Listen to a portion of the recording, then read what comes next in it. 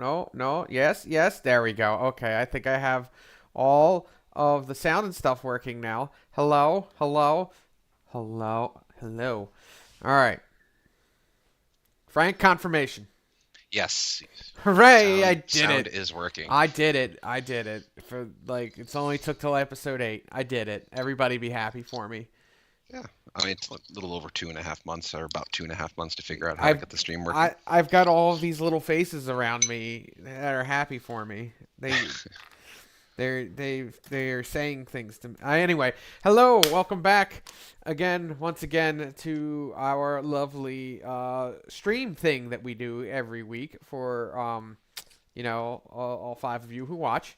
My name is TJ from TayJayPaints, and my concerned co-host Frank Della Rollface on keyboard.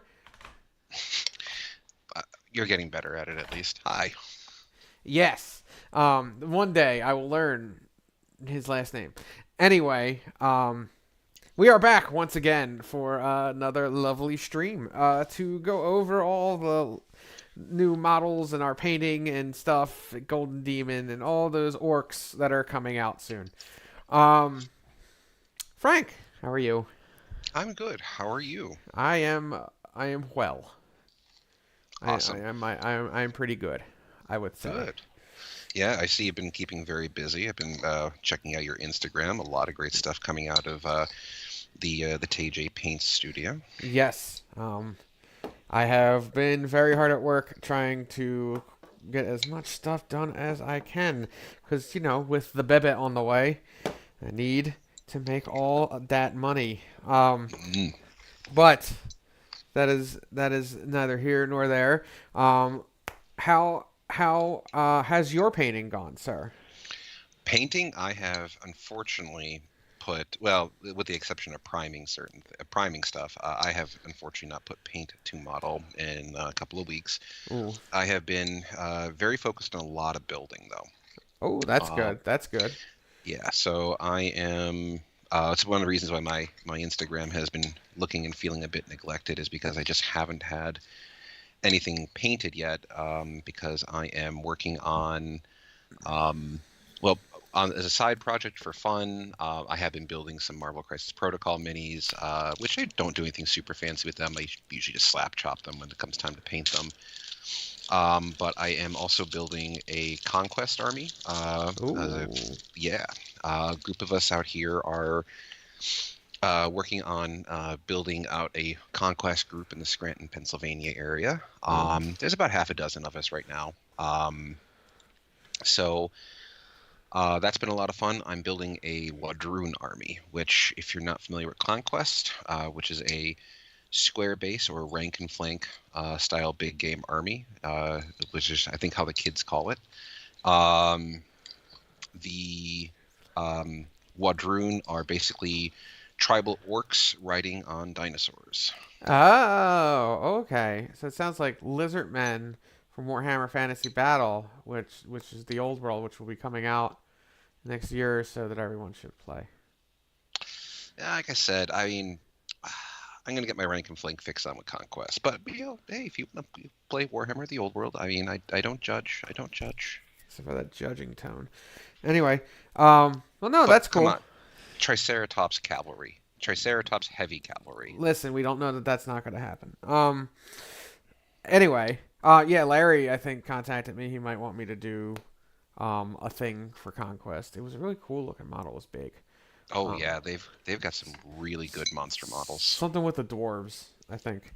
Oh, it's Um, probably the there's a it's probably the artillery dragon because they've got a dragon, a dude mounted on a dragon that's got cannons mounted on its yes, I shoulders. think that's what it was. He hasn't gotten. I told him about how much it would be and stuff, and he hasn't gotten back to me yet. That's okay. If he doesn't want to, he doesn't have to. But it was a cool model. I was just giving credit to the model. Oh yeah, Um, it's gorgeous. Other than that, I have been working on my display board in hopes of having that ready to go by ACO. And if I can get it done by ACO, I will be doing a massive photo dump from ACO on my Instagram, along with showing off the display board, because that's what I'm nice, hoping to kind of show it off. nice. Um, yes, from what I have seen, It is looking very cool. I I am impressed. I can't wait to see it done. It looks pretty damn epic, I must say. Well, thank you, thank you, thank you. My better half approves as well. I showed it to Oh, Milo. nice. She was very impressed. There's lots of lights, people. Um, Shh, spoilers. yes, that's all you're getting out of me. Um, but yes. So as far was there anything else, Frank? Did you ever get anything else going on? That's about it. My the actual painting project. I'm going to be more focusing on once I get done building stuff. Is I'm going to go back to working on the bust. Mm-hmm. I really want to get that done in time for Capital Palette, um, which I'm looking forward to. So I will be going to Nova this year again. I'll be part of the Hooray! Warhammer 40K judging staff again. Nice. Um, when I do go to Nova, I have the awesome responsibility of trying to judge about 300 or so Warhammer 40K armies over the course of a weekend. That's that's fine. It's actually surprisingly not that bad once you kind of get a little bit of a beat down. Oh yeah. Plus most. Are you doing the painting or is this the rules? Both. When I'm not judging the armies, I'll be a rules judge as well. Oh okay. Um, Oh, but yeah, I was gonna say with the armies, at least when you're doing the painting, a lot of people you can immediately like eliminate a lot of people because they're just like, it's not. You know what I mean? I've seen that a lot where people are like, it's not. They don't need to do anything. yeah, that's pretty much it. Like usually you'll go over, you can quickly judge an army. You Hmm. get pretty good at trying to figure out if some. It's like you go up to the table within 30 seconds, not even sometimes, you're going to know right after, you're going to know almost immediately, like, okay, did this person put real effort into their army? Hmm. No, but they got the bare minimum, so they check the box. I think that's It's when you, oh god. I say, when you roll up to an army at an event like that and you see, okay, there's effort there, that's where you spend your time to determine whether or not they go on to, a higher tier or potentially get put in for the Nova Army Showcase. Right. Oh, I think that might be a good subject. Ooh, for closer to Nova. Just how both of us have done paint judging, so maybe how we go into paint judging. That'd be a great topic of conversation. Yeah, it's very interesting because it's not so much paint judging, I would say, as paint judging is way different to me than army judging. I Right. think it's a completely different mindset. Well, Because army paint judging. The whole. Yeah. yeah, I guess one of the qualms I tend to have issue with, though, in general, just to say this and we can move on, is I always get a little bit frustrated sometimes when you have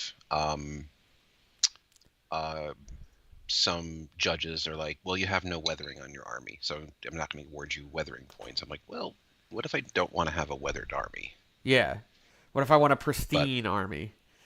right, like this is my army. This is my second company Ultramarines army that is just at the coming off of their version of R and they're starting a crusade or Right. something. They're literally leaving their fortress monastery after being resupplied and everything is Hmm. fresh and yeah. No, I got you. I have a few qualms with it. I haven't found a perfect rubric.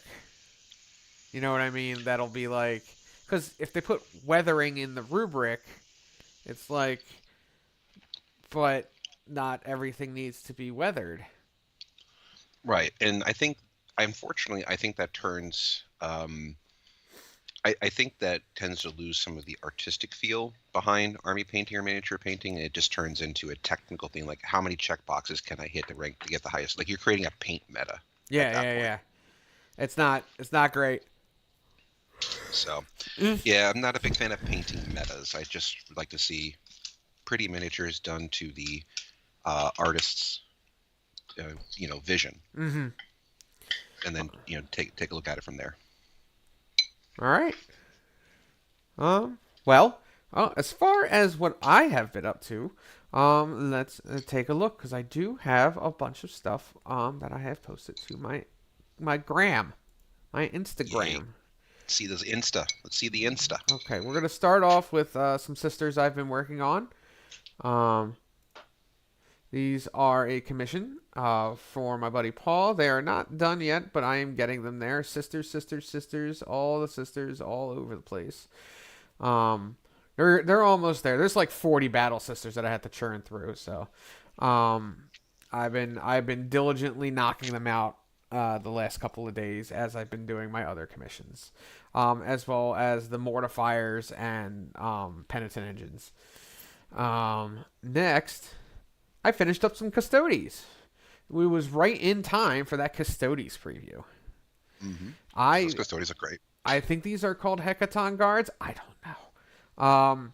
But yes, these are level 2. My customer did ask for the flaming swords to be green flames, so I did that. You might they look like the other custodians I've done before. They're purple. They're the what color gold is that? I have it right here. The Liberator gold, where it's that paler gold with the royal purple. And then to contrast the purple, we have some green flames. Normally he likes green power weapons, so we put green flames on the swords. I think they came out pretty neat. I think I have a closer look too. There we go, some closer looks with the shields. Finally got my Instagram to load up on my computer. That was crazy. It kept saying I couldn't log in. And now I can go ahead and look at your Instagram with you. Yeah, there's a good one of the swords. Those are third-party swords. Those are not anything having to do with GW, but they are cool looking. So yeah, no, they look fantastic. it didn't take too long either. I mean, there is some wet blending in there, but it's not that big of a deal. Next up, I did a 3D print of a Charizard. This is a don't tell anybody. It's for my 8-year-old future stepson. He is going to be my junior best man at the wedding. So this is his little like junior best man proposal thing. So I'm gonna give him this and a card on Monday, and he will enjoy it.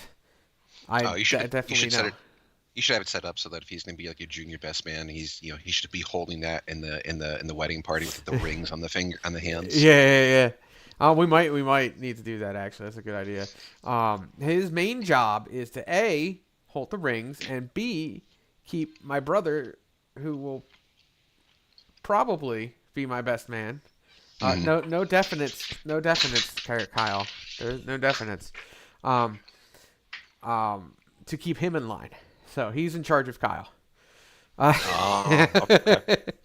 But yes, this is a 3D print. I pretty much airbrushed the whole thing, but I thought it came out pretty good. Looks very good. Yeah. I tried some repairs to try and because 3D prints to me always because they're always a little bumpy because it's not the resin printer, it's the other one, the layers. So I always try to sand it down. I don't think it was quite that type of filament. Either way, I mean I used some putty to try and putty it up. It's not always the prettiest in spots, but the paint job came out okay, so I'm definitely not upset about that. Isn't there a some sort of like acetone dilution that you can spray onto those to kind of help smooth out those layers too? I think so.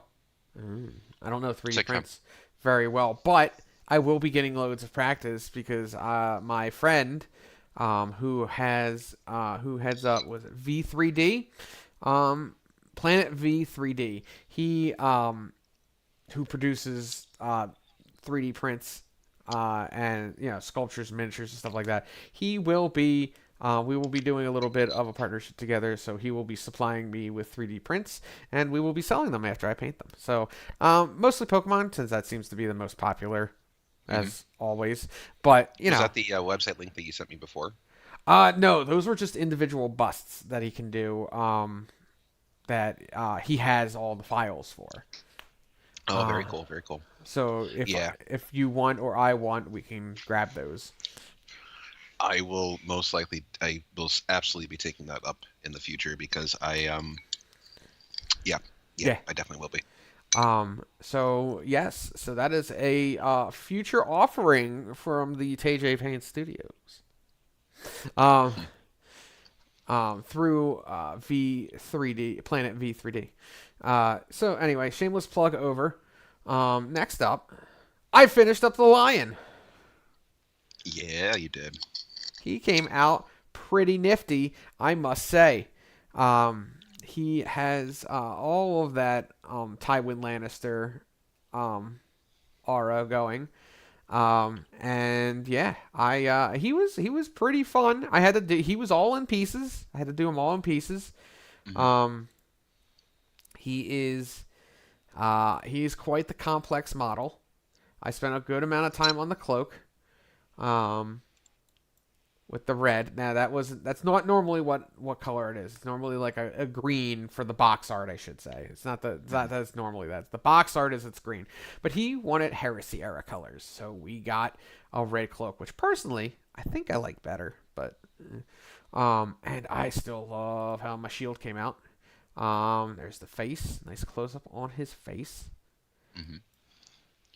His little I demons. What was your first question I have for you is did your client choose to go with Old Man Lion for the head, or did you do all the heads for that one? No, he chose Old Man Head. He is glued in. Cool. Uh, uh, I think it's one of the best ones actually. I it is probably second or third for me. Mm. The final one is the unhelmeted head with the cloak, even though it gives all strong Obi-Wan Kenobi vibes. Hmm. My favorite's still the winged helmet. That is absolutely my favorite. Hey. But it's like the winged helmet, this head, the hooded helmet because it's ridiculous, and then the bear head hooded. Um, So I got a few questions for you if you don't mind. sure. So what was your how would you rate the level of detail on this model? Was it obviously it's a very detailed model, but would you say that the level of detail was it like over engineered in terms of level of detail, or do you feel it was like the right amount of detail on the model? So I will say that I think especially for a Primarch model, kind of like Agron, he has about the right amount.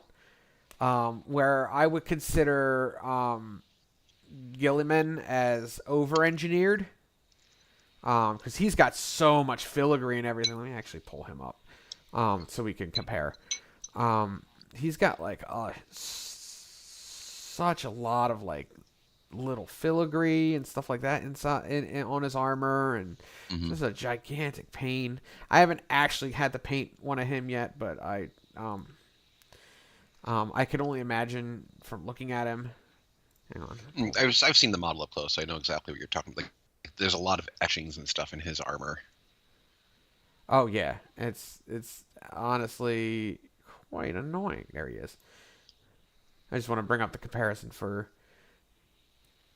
our our lovely audience. Hey, come on, Hmm. come on, do the thing. There we go. There you go. There he is. Robot girly man himself. Yeah, just all the little filigree on the insides of his armor. It's just so over engineered, and like it's too much. Like I like the model, particularly with the helmet. Um but yeah, it's just there's too much on his armor. I also get completely different vibes from the aesthetic between the two models. Like the Gilliman model looks and feels like a modern 40K model, Mhm. whereas the new Lion model kind of looks and feels like a slightly better done Horus Heresy model. Yeah.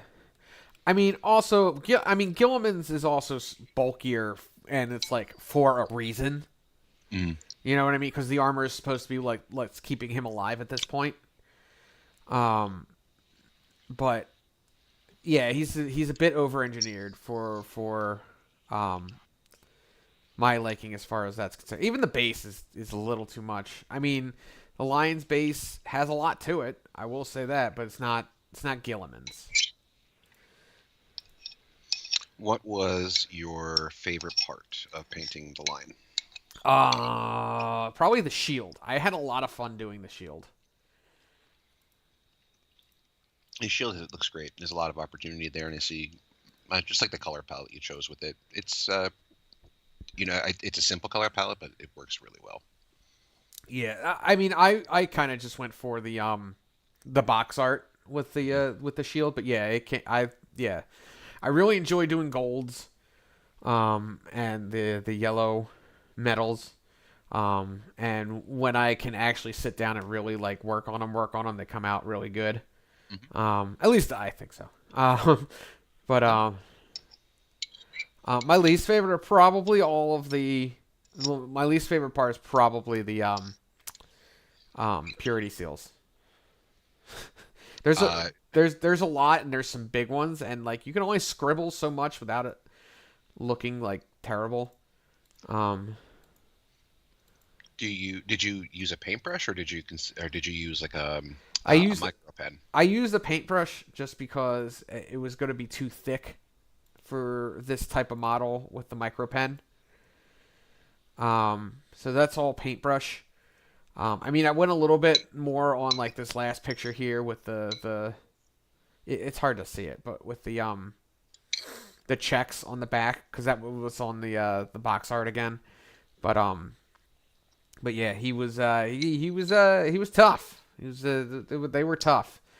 I've never seen like a purity seals paper strip like that with like the checks on it and stuff. That's interesting. Yeah, I saw that on the really long ones, and I was like, oh, that looks better than just putting a bunch of scribbles the whole way down. So I did that. Is it symbolic of something related to the Deathwing or? The checks are something that they use a bunch in their iconography in places, particularly like around the Horus Heresy and Crusade era. Mhm. So I have to believe it has something to do with that. But other than that, I don't see it much. Okay. But yeah, Well, overall, he's a great model. yeah, I think he did really good. I one little thing I'll point out is something that I appreciate is when you were doing the color palette for the face. I do appreciate the more magenta and purplish tones you put in the skin to balance out the blonde hair. Oh yeah. It's actually funny. I started the head off with Mephiston Red, Makes sense. Okay, yeah. and then I went from there to try and give everything more of a warmer tone. Um, I very frequently start with purple as a base color or purplish brown, so I totally understand that. yeah, yeah, and then I was trying to make him pale without being like dead. Because he's been asleep for 10,000 years, he really shouldn't have much color. Um, Well, I mean, Primarchs are known for retaining excellent tans, oh yes. except for Particularly the salamanders. I was going to say except for the Night Haunter. Oh yeah, Oh, oh my Conrad. God, Conrad Kurz. Yeah, thank you. Yeah, yeah. That I think that dude gets a sunburn from fluorescent light bulbs. Yup. Um, it's funny with the salamanders. It's just their gene seed reacting to the volcanic whatever. It turns their skin jet black. Actually, I think the way it's supposed to work is that all Space Marines are supposed to be capable of doing that. Is as a form of radiation protection. It's just that theirs is just completely and always on. Yeah, something like that. It's So yeah, that's a pretty cool thing I always thought about the Space Marines is that they can shift they can actually shift their skin tone and skin color based on whatever the radiation's like in the environment that they're in. So they can be white as snow or They can be dark in color, browns, things like that, just depending upon what planet they're on. Mm. But yes, that was the lion. Then I just had progress pics of the lion as I was working on them. This was in pre-demons. And the shield, and then that's Azrael. I did him last week. So yes, that was my week painting. Once again, if you like, please throw a follow at myself and Frank. I am at TayJayPaints, and Frank is at FNP_painting. Yes. And I promise I will not be neglecting my Instagram for much, much longer. It's just that Life I haven't had happens. anything. Life Well, happens. I've been building, I haven't been painting, and I don't know. I don't think posting pictures of bare plastic on Instagram is all that compelling. Nah, I do it all the time. Just no, progress pics are good. Always like listen, everybody always wants to see how people are doing. Yep. Making sure that I really know how to use that glue. Listen. Progress pics are progress pics. I'm gonna put some up tomorrow, probably about the monolith I've been working on. Nice. Because you literally you cannot paint that thing fully built. It's literally no. If you do, you're a monster. That thing they're huge. They're bigger than you think they are, and like it's literally layers upon layers in there. Like it's like an onion. It has layers. It's like an ogre. But no, but like seriously, it's got layer upon layer of like armor plating that you can't paint into unless you do it in pieces. Hold on. I just got a message from. Wow, I just got a message from the lead singer of Smash Mouth saying that was a very old reference. Yes, literally everyone will know. All right. So a reference everyone will know because, of course, everyone has seen that movie. Anyway, for copyright reasons, I will not be discussing what that movie is.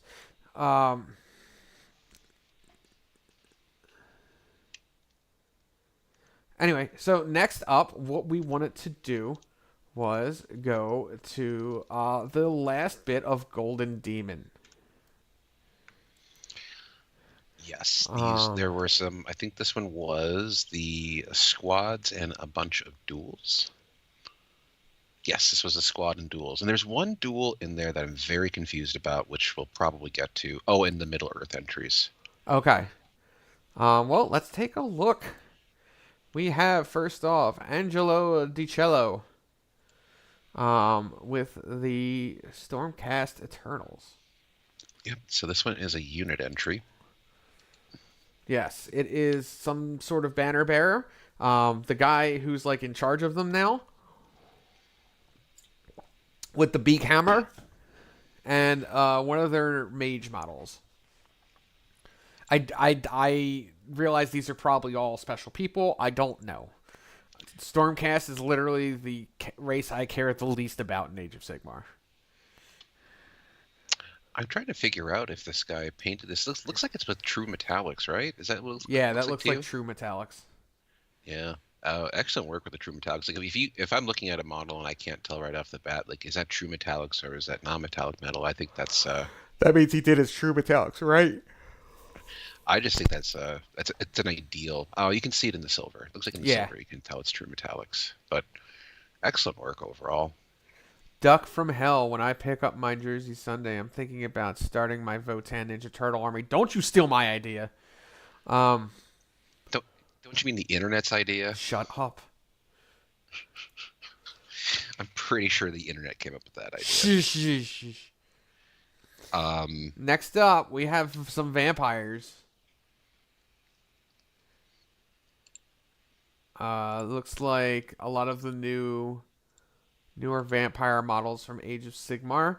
I don't know what any of them is called. I know the one with the big flowy cape in the center there is a special character. I don't know who, but they're cool looking. I think it's a shame that the one model, the first one in the row, doesn't have the bats attached to it because I think the idea is that she's supposed to be mid transformation as she's coming in from being a flock of bats and landing on the rock, but very awesome. Wide array of skin tones and color palettes too. Um, Freehand on the one in the middle is pretty sick. Yes, definitely. Yeah, I like these a lot. Next up, there we go. Fire Slayers. Um, top left one is like their special character one. The middle one is clearly Gotrek, and the bottom right one is the old like Slayer Lord model they had.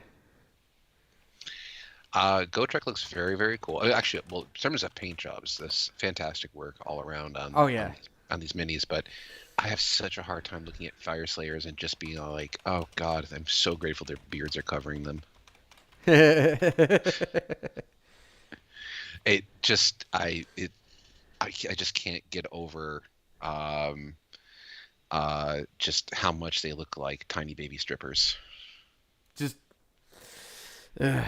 yes, they are not. I see. Slayers were always one of my favorite parts of the Warhammer Fantasy Dwarves.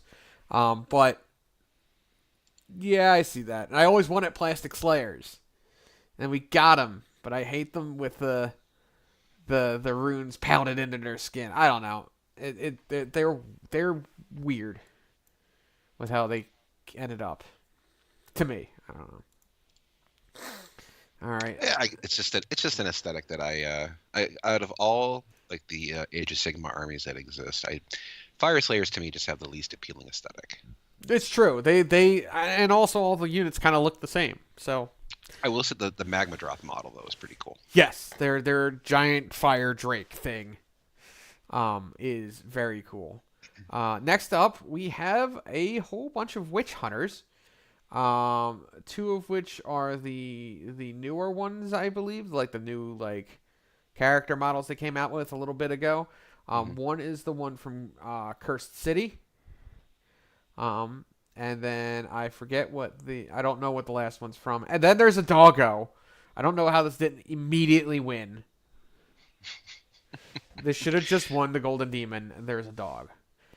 Are they witch hunters or are they vampire hunters? I'm Uh, not familiar with these models. I believe that they're See a lot of wooden it's stakes.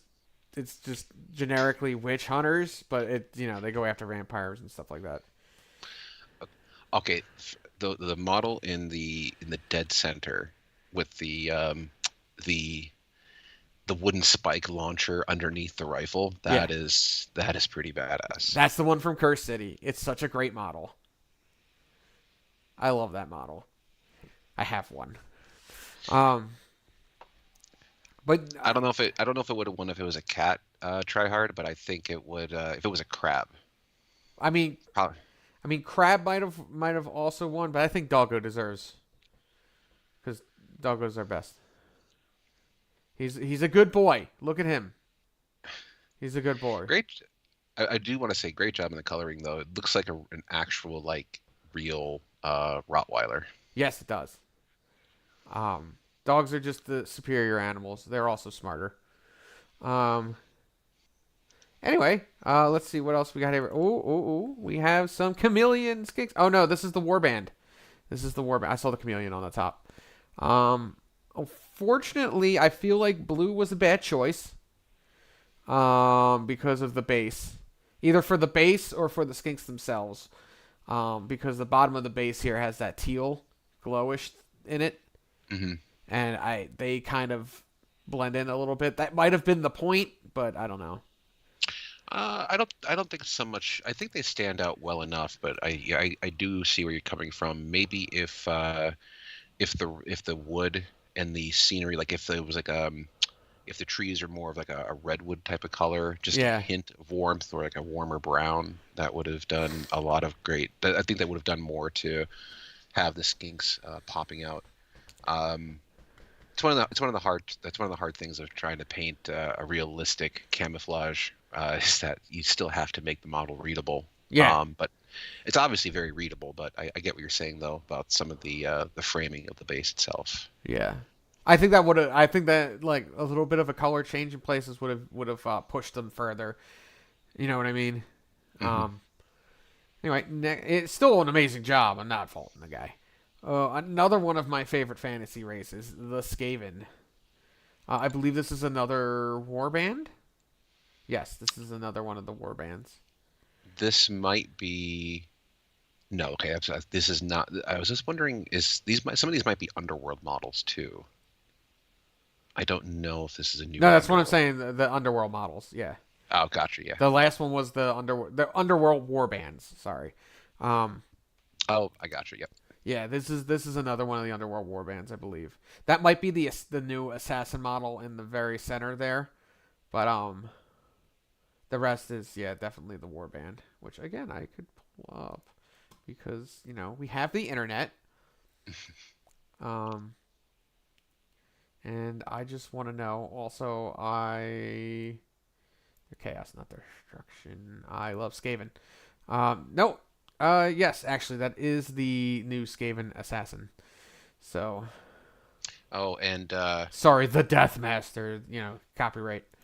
Um, Josh, if you're still watching and you're seeing the stream, what we're seeing right now with the, if you're gonna do the Ninja Turtles theme, I don't know that the Skaven Dead Center right there with all the hood and cloak on it. I mean, I'm just saying that'd be a great conversion opportunity for like a Master Splinter type model to yeah. lead your Ninja Turtle Votan. All right. But sewer looks great overall. Again, this one's a bit far out, and we kind of need like different angles. But at least it's here. It looks good. Oh yeah, this is definitely a mix of Underworld and actual undead units because I own a handful of these models. Oh yeah, the new yeah. Yeah, so there's a Um, mix of Underworld and real Age of Sigmar I believe the models in there. horse in the center is a classic fantasy model. Oh, nice. Yeah, that skeleton horse is a classic fantasy model. But the rest, yes, those are the one part. Some of them are the Age of Sigmar, the war bands, and um, the regular skeleton kit from Age of Sigmar. But looks good, approved. I think. Have you?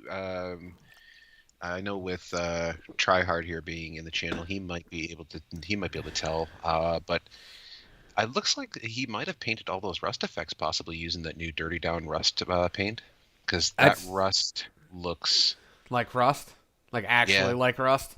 yeah, it Yeah, looks a little bit different than what I'm used to seeing when it comes to rust it effects. does look like that. I have not used that yet. I've been meaning to find something to use it on, but I haven't done anything that needed to get dirty down yet.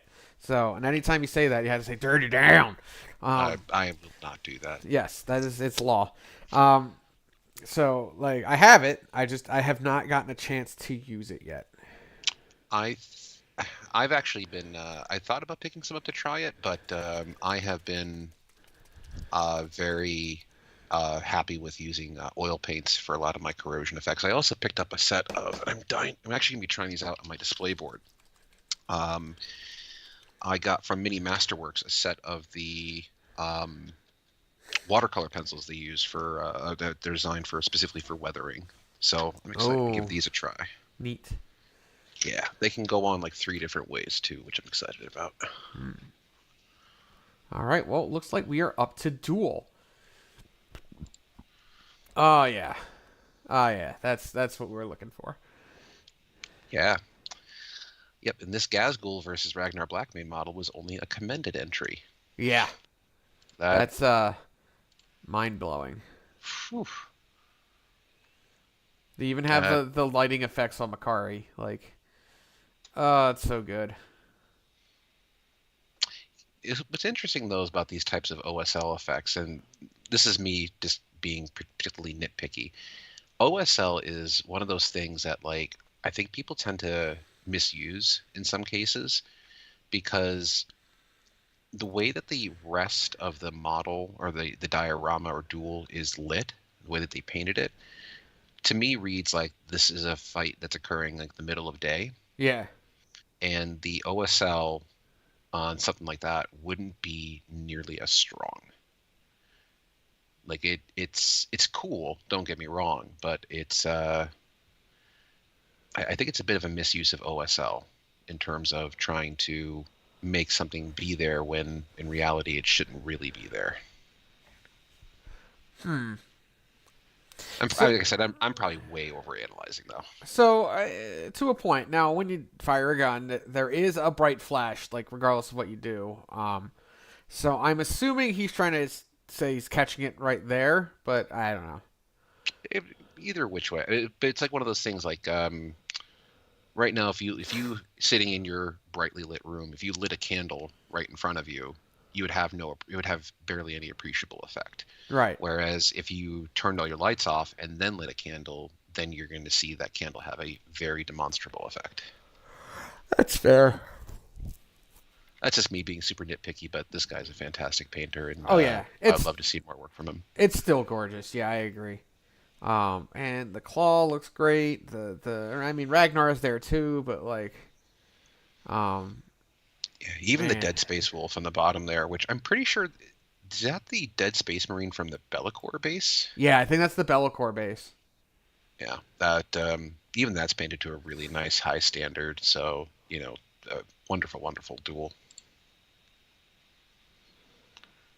All right, now we got the Skaven versus the Rat Catcher. That's a nice one. I like that. Yeah, I don't think this one's so much as a duel as much as it's going to be a massacre. He's literally going to be assassinated. It's great. Hmm. Looks great. The detailing on his little hat is nice with the like his rat catcher, and then the Skaven. They even have his head like pointed the correct way. You know what I mean? Down towards him. It's genuinely a really well done, well executed model. Yeah, everything looks good. I just think if I were to take a guess as to why I got commended, um, looks like the edge highlighting and blending on the actual Skaven model itself is a tad bit off. At least it's a little bit rougher than probably it should be. Uh-huh. Um, the rat catcher model looks fantastic. Really, I don't see too much wrong with it. Um, but yeah, I overall another excellent model. Yes. You know what's wrong? He didn't use non-metal metallics. Without non-metal metallics, he's just not going to place. It's how it is. Uh-huh. Yep, yep. I think we've already dispelled that myth, but No, no, you just need non-metal metallics. Now, the best duel I have ever seen: Snotling versus Crab. I love how the Snotling has a rusty like anchor or spike. Yup. That's awesome. I want to know how many people bought the Ideneth Deepkin warband just for the crab. I'm surprised they don't just sell the crab. I'm honestly surprised. GW probably would make a mint in just selling the crab. If they just made one little sprue with the crab, it's over. Yeah, just yes, yeah, sell those sprues cost them a nickel to manufacture for 25 bucks a pop. Yeah, like Crabs everywhere. legit, I would have bought one. Like, who doesn't? Like they should just mass produce those. They're probably great to just put on like bases and terrain and stuff like that. I don't know. I feel like they're missing the opportunity here. It's a little thing, but like people love this meme stuff. So they need to like just submit like how they keep going in on the Primaris Lieutenant joke. Like they need to just go in on the crab joke. I also want somebody to take a whole bunch of these crabs and make a crab rave um base, a crab rave entry. Mm. You've seen crab rave, right? I don't think I have. Oh, No. just look it up on YouTube. Okay. It's Oh, not. It's no, nothing yes, bad. yes, I have. Okay. Yes, I have. I was I gonna have say seen it. it's completely safe for work. There was nothing wrong. It's just it's a meme and I love it and I like the music. Yep, I know exactly. Isn't it set to like Darude Sandstorm? I believe so. Yeah, I know exactly the video you're talking about. Anyway, now we have something from Jose Ramos. I'm not saying all four of your names. with Abby versus Gilliman. This guy had so many entries in Golden Demon. Like I've lost count as to how many times we've seen his name popping up. And if he did all these pieces that he presented in this Golden Demon in 1 year, I am just disgusted by the quality and amount of work that he's able to put out. All right. Do you do anything other than painting? Yeah. Um, I will say the antenna thing in the center is very distracting to me. This might be the ADHD talking, but that antenna in the center bothers me. okay, I'm about to make it even worse for you. Are you ready? No. Oh, well, great. Look in the circle of the aerial. They didn't make it the same white background. Ah. No, that might be actually just a visual. Your eye tricking you. Maybe, but to me, that definitely looks like it's a slightly grayer background. But it could be that optical illusion that you're referring to. I'm I know you're hoping talking it's the about. optical illusion, and that's what I'm going to tell myself because it hurts otherwise. Um, the OSL from the sword I like on Gilliman's shoulder. Yes, that's very good.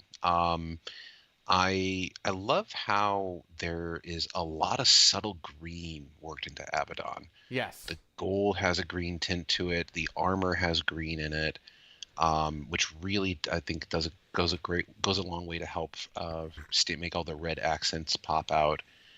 Um, I'm going to go on record and say that I'm not a big fan of. This is more of a critique of the model itself, but I think that the way they sculpted and made the Dracnian sword makes it very difficult to paint super effectively. But Yeah. he did a great job with it. Oh yeah. Um, I yeah, agree. Yeah, that sword. So the problem with that sword is that they're translating from the older models. So they're translating from like the second edition and the third edition models, and I it, I feel like it just needed a complete rework because like it looks like the old model. You know what I yeah. mean? It just your work. It's rough to work off of that. I don't know. Um, I would have liked to have seen. I think that honestly, like comparing the two swords right next to each other, I do think that Gilliman's sword actually, or the Emperor's sword, looks a bit more impressive in its simplicity compared to the Dracnian. yeah. Um, Dracnian just looks like. This is also part of 40K. I do have to give this a 40K, but it just looks and feels like um this looks and feels like some sort of like 80s power metal hokey sword that would just, never actually be able to function at all. Yeah, that's what I mean. Like it looks like it came off of an '80s model, like which it did. Yeah, So no, it's just absolutely. it hurts a little bit. Um, Also, I feel like he should have Horus's mace. I don't know what happened to that, but whatever. Um, Next up we have this one, which is between some elves. I think this is an a Lumineth elf versus a daughter of Cain. Yes. I hope I got that right. Yeah. In other words, it's a high elf versus a dark elf. Um, no, but it's a daughter of Cain and a Lumineth realm lord, the people Gotcha. who worship the Cow Mountains. Um, The bull people, the bull god. I hate. God. Anyway, well, I'm not getting into the Lumineth tangent. But no, it looks good. Once again, I mean the non-metal metallics, which is what is absolutely required to do well in painting competitions, looks great. I think there's OSL. I'm not sure why, but Where do you see OSL? I don't see any OSL. Maybe his I'm hand wrong. and on the ground. Oh, I see. From the okay, okay. I think at that point you just leave it alone. You don't. Yeah, I didn't even notice that there. So yeah, you're probably right. It's probably just a bit too, a little too extra. Yeah. Um, I this I'm gonna this is me again. Also, just kind of picking on one of the styles I don't like. Now, it's not saying that this factored in because obviously the guy got commended and it's still a great model overall or a great piece. I Marcus don't. Werdinger. I'm gonna say from now on, you're just banned from trying to pronounce any of these names from the UK Golden Demon. Sorry, it's a Uh, Verdinger. but I'm not a huge fan of the heavy metal style of painting flesh. Yeah, they don't come off looking human. I mean, I mm, realize that they're elves, but like, this looks like it is. It looks like an android that's been pieced together with slightly organic looking geometric shapes. yeah. It's a style that I don't tend to care for. But now his execution of the style is fantastic. Like you can, Mm-hmm. the transitions are nice, and of course it's a style that's built around trying to create very strong readability on a model that is probably just barely an inch tall. Mm-hmm. And maybe when you're looking at it, like it could be this picture because it's so zoomed in on something that would be relatively so small that it looks funky. But yeah, just that the heavy metal style of painting flesh like that, where it just almost looks like blocks that are just kind of welded together. Mm-hmm. No, I see that, and I get that. Next we have more duels. A Blood Bride fighting an Uruk. This one I like. No, I like this one too. I hate the stupid names. Um, it's an orc. God damn it. Um, but no, it looks. I mean, I see why it doesn't. It's painted well. It's just I see why it's a mention, not a winner. Yeah, the I feel like a strong lack of contrast in the flesh tones. Mm-hmm. I I will would say that the leather on his like arm and his belt looks fantastic. It looks like yes, leather. great texturing, absolutely. Um, I just feel like there's a lack of color contrast in like there should be some more warm tones and some maybe some more purples and such into the orc's skin tone and probably a bit more reds and yellows into the elf's flesh tones. But um, still overall an excellent piece. I'm not saying that this guy is not a great. It's not a great piece, but that's where I would see issues is just the lack of contrast in the like. There should be like looking at the orc's lips. Mm-hmm. There's no red. There's no The warm face, tones. the face should have red in it. Like Yeah. they have blood. Um, Necron versus Guardsman. Cool piece. Excellent use of painting with true metallic metals on the Necron Warrior. Now, forgive me if I'm wrong, but that's an old Necron model, isn't it? It is. Yeah. Um, and that's not any influence on whether or not he placed, but I like.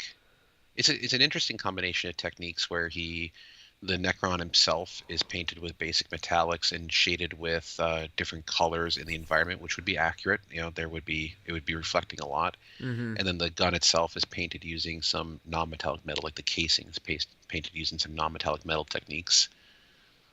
Um, I think between the two, I kind of feel like a lot of the effort went into the guardsman Mm-hmm. crouching on the bottom of the duel of the diorama. I see a lot of great application of technique, a lot of great painting there. And the Necron model on the top feels like I've got 3 weeks left to try and get this done. Yeah. Also, all of the practical stuff it bothers me. So like the static grass on the bottom, I feel like he went a little bit too overboard, and I think it actually pulls from the model. What probably would have helped with that is the static grass looks unfinished. Yeah. I know that for a lot of more of the professional diorama builders and people who consistently build these for Golden Demon, one of the things they do talk about is that you really shouldn't just slap static grass onto a base or a diorama like this. You should also paint it. Like you should wash it, you should dry brush it, you should mix some texture paint in there with them, things like that to help marry it to the base. Yeah. And I feel a lot of this is just um, A lot of it feels like slapped on a little bit. yeah, it's he's got a great variety of vegetation, which is excellent, but it definitely feels like kind of a glued on. Again, excellent painter, but I kind of feel like maybe he was probably rushing near the end just to try and get the piece done. Mm-hmm. All right. Speaking of Russian, let's get through these a little bit. Okay, Barbarian versus Skeleton. Um, I like that Barbarian is kind of in reference to the old Warhammer Quest Barbarian, and um, the other one that they just came back out with. I forget what it's called. Oh, But here, Hero Quest. Hero Quest. Yes, I got it. I have Hero Quest, the new one. Hmm. Just um, but yeah, I mean it looks great. I like all the browns. It's very environmental. Um, It's a um, great Sword looks great. autumnal. Oh, Yep. oh, that's yeah, it's a great autumn color palette. I Yes. actually really like this duel quite a bit. And I think the sword looks great. Flesh tones on the barbarian look great. And I think this is some of the best painted bone I've seen in quite a long time. Great color palette, nice mix of yellows and grays. Oh, definitely. And I like that there's not really much in the way of like blues, greens, and reds. It's all brown and that little bit of the pop of purple from the sword, and that's like it.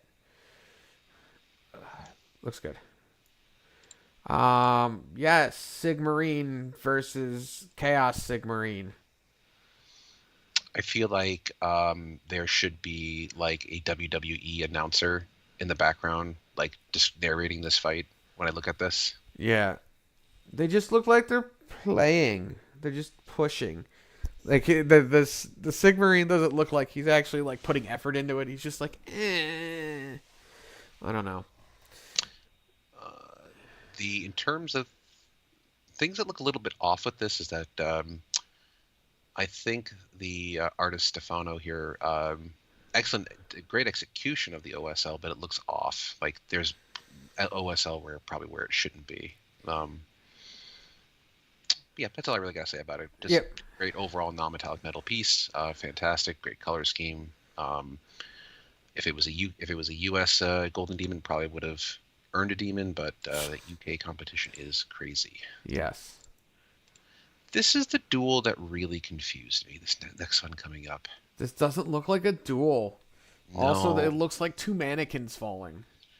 yeah, very cool effect in Very, general. very cool, like premise and thought. Yeah, but I'm just wondering if this got put into the wrong category. Like it's not a duel. This is probably just more. I wonder if they put this picture in the wrong spot because that's definitely a diorama or possibly something for the open category. Yeah, that one. This one's weird. I do love comical guardsman stuff, but like, I don't. Yeah, I like the water coming out of his canteen. That's funny. I don't. That's not water. I think the scene is that they're both skydiving. Oh, I see the water coming out of the canteen. Never mind. My bad. It's the guy on the top. Never Yeah, mind. yeah, yeah, yeah. But yeah, it's weird. It's weird. It's hard to get them to really articulate that kind of look. Like you really got to cut up these models to and resculpt and stuff. Again, it's a really cool idea. It feels like it was very hard to execute properly. Hmm. Mm. Now, obviously, the next duel we have coming up here was somebody who took a huge amount of time to resculpt and didn't just buy a model off the shelf. Yeah, yeah. This is just a model that is supplied like this. I mean, it's painted great. Yeah, it is a very this would be near box art level paint job in terms of just application of the heavy metal technique. So um, Not a lot of blending going on, but it's just a great uh, use of heavy metal technique. Layered highlights, like the actual Black Templar's armor is extremely. It's well done, but it's a very basic premise. It's just all edge highlighting, nothing really I mean, fancy on there. the micro scratches are really nice. Hmm. And the well, I will say that the free hand and the dags and stuff on the orcs bits of armor and the power claw, like there's some blending there, it looks like, to see Yes, it fading. yeah, there definitely is some blending going on. But like it's like the blending that's going on is nothing that's going to be like this could I just get what you're saying. yeah. But yeah, yeah, right off the shelf. Excellent, well painted and Yes. all that stuff. No, we're not. I just want to make it clear. I'm not making fun of Jacob's entry here at all. I just having a little bit of a gag at it, a Oh little yeah, laugh. yeah, yeah. All right, we got. Oh man, I wish there were more pictures. With the dioramas, I really wish there were more pictures. There's so much going on in this, and there's stuff in the background. It's really nice. I love that there's a zombie bursting out of the bottom. Mhm. But I Oh just, yeah, that's awesome. Oh, and then on the left side there, they've got vampire hunters yeah, sneaking in through a tunnel. that's what I'm saying. I wish we had a 3D or a 360 of this. Hmm. It looks really good. Um, and it just looks like there's a. I just want to see all the Easter eggs and stuff in it. But I love it. This one makes me feel good. Yeah, and looking at the best that I can, looking at each individual vampire and zombie that's painted on here. They're painted to a high standard. They're definitely beyond tabletop quality, but I wouldn't say that any one of these models plucked off of this could be entered into a golden demon, but it would be overall the complete piece itself is fantastic. Yes, I mean, and again, we really can't see everything. No, So no, we like, can't. but from this distance, yeah, I would agree. Um, this next one again, I get they want to show the full thing, but you can't see anything. Um, the the troll from here looks good. The Ungor, I guess, are okay. I like the scene. Um, and the water effect. Yeah, good job in that water effect too, because that's particularly tough to do. I It looks like the acrylic unfortunately settled in just a bit too bubbly with too much air in it. Unless he really wanted it to look like that. But I think yeah, I feel like that's wanted because I'm pretty sure it's supposed to be at least somewhat moving. I don't know. I like to give him the benefit of the doubt on that one, but yeah, no, but still though, you do only get one try. yes, yeah. It would if I ever did an acrylic pour on a model, a diorama scene like this, I would be absolutely terrified. I'd have to do like a half a dozen practice runs Oh just yeah, to make sure I knew how to pour correctly. oh yeah, because you ain't getting those back. This is cool. So This this is, I believe, a recreation of an older diorama. I feel like I've seen in White Dwarf before.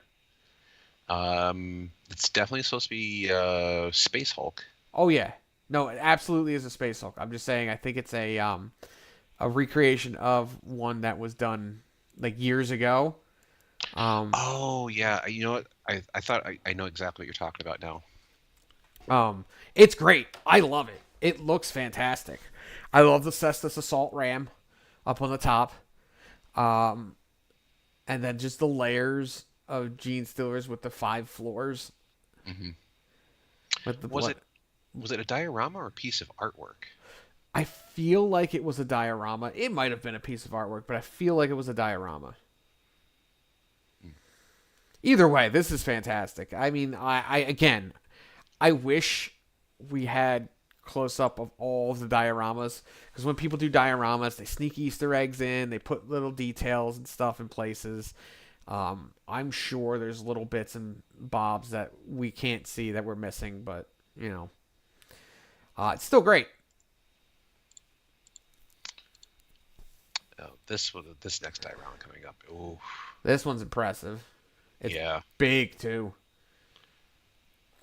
Having painted the that Zinj sorcerer that's coming through the portal in the top of the orrery, Mm-hmm. or the observation tower, that there's some impressive resculpting and repositioning done on that particular model. Oh yeah. Yeah. So, and I love the face mask he put on them. Um, great, great oppositional color scheme with the all of the human mages in blues and whites, with the the purples and pinks and magentas that are coming off all the very bright, vibrant, warm colors. Oh yeah. I almost want to say that they should have went a little bit more saturated with the Zinch guy, but other than that, it's very well done, very well executed. I really like this. I'm picking out little bits and pieces from different models all over the place. I'd love to know, and plus of course, all the freehand that was done in the Oh observatory yeah. dome. Man, I would love to watch a video of this guy actually putting together this particular diorama just to see like all the work and effort that it went into this. Mm-hmm. Oh And, yeah. and and all that gold looks to be done with non-metallic metals too. So that's Right. You got the Griffin heads, the Demigriff heads, the Celestial Arcanum. I believe this is actually a piece of an older terrain set. Like, this is very well done, very well put together. All right, next up we have another diorama. Looks like they are repairing a flyer. it's a cargo hauler. Oh, okay. Oh, it looks like they used a Storm Raven for it. That's why I got confused. Yeah, it's a cargo hauler dropping off its cargo, Mm, the armor containers. That's why I think that we have like a. It's not a Votan in the right corner, is it? I can't tell. It might be. Yeah, so Solari cargo lighter, undergoing refueling and container attachment. Um, that's probably like a Necromunda model or something. I just can't tell. Yeah. But I this guy is Bjarni Dali, very well known painter. I follow him on Instagram, and I think he's going to be featured in the. I don't know if you've ever purchased or seen the Art of books where they do different miniature artists, like just a whole printed book dedicated to them. No. Yeah, I kickstarted. I jumped on the Kickstarter for the next 3 volumes of the series that's coming out because one of my favorite artists is going to be featured, and I think he's one of them. I'm looking forward to that book series. Nice. Let's see. Next up, we have. I guess this is Necromunda. Again, I see no detail. I don't care how much I zoom in on this. Um, it's really rough to see from this far back. But from what I can see, it looks good. Reminds me of Star Wars a little bit and Fallout. Yeah, I definitely feel more. I was thinking more like this is like oh God, this is gonna sound terrible, but it reminds me of that one episode of Of Rick Rick and and Morty. Morty. Yeah, when The they're in the th- Mad the Max. the Thunderdome Yeah, episode. Yeah. No, I see that. that's that's immediately where my head went to as I was picturing that, especially with the cook in the background. Yeah. Oh yeah. I wish I could see more on it. It's really tough to compliment things. I agree. The tarp looks great. Yeah. That's about the most detail I can make out from this photo. Because The hut look the it's the biggest thing. Like yeah, the yeah. hut looks good. Yeah, again, I just wish I could see closer. I'm sure it's great. I it just The only thing I'll say about the hut is that some of the weathering effects knocks it out of scale. yeah. Like it looks, there's some parts of it that look a bit more like cheap toy that had some weathering effects done on it, and I know it sounds particularly harsh, but I think that's one of the issues is that the weathering effects in the hut picks it a little out of scale. Yeah, I'd agree. All right, next up we have Descent. Oh, that's cool. There's parts of there's Rhino and stuff in that Rhino bits and stuff. They're on a lifter. They're servitors. or it looks like Oh, okay. Ogren servitors, I think. Um, that's what they look like to me anyway, because they're a little bigger. So I think they're Ogren servitors. Yeah, probably meant to be more like another Necromunda type style or But I diorama. but I love the creativity and it looks great. But the creativity and the kit bashing Hmm. to make the lift, that is fantastic. They literally just took a rhino, ripped it all apart, put it back together, and Uh, yeah. yeah, that's fantastic. That even if it wasn't painted this well, like it's just the creativity in the actual construction is what I am flabbergasted with. Yeah, I just can't imagine the level of planning and design that went into trying to create this piece. Yeah, that's Phew. intense. Very well, David A. D. Angelus. Um, very well done. That is how we say it in American. All right. Oh, sure. Yep. Yep. All right. Going down to some Middle Earth. I'm pretty Welcome to sure you can handle this name though. welcome to Earth. Oh, Matata Kennedy. Um, it's I it's it's the this may be my last this may be my last episode, folks.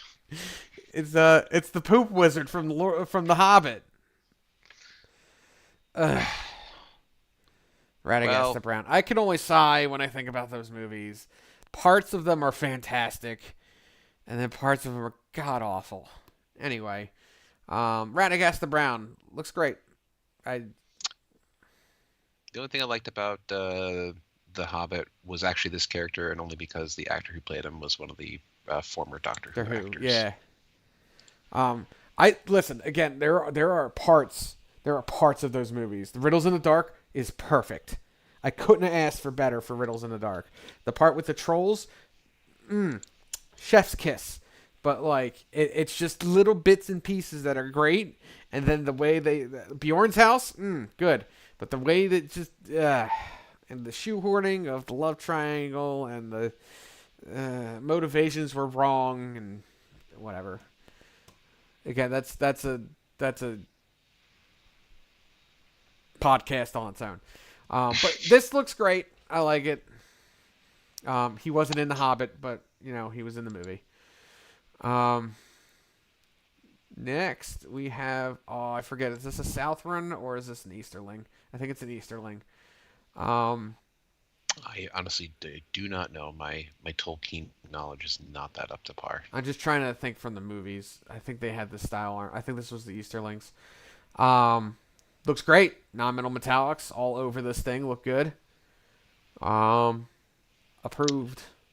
I love the effort that this guy went into trying to create like a woven texture. Oh yeah, the texture on the cloak.